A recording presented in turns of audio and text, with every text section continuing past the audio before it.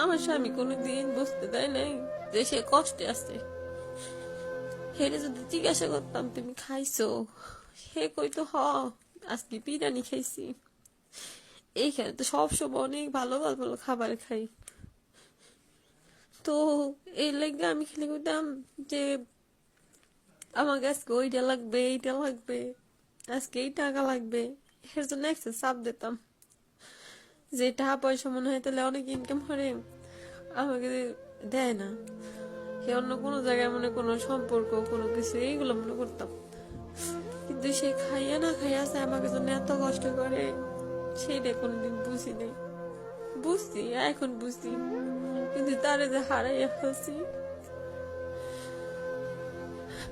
তার কাছে তো আমি মাপ চাওয়ার সুযোগটাও পাই নাই।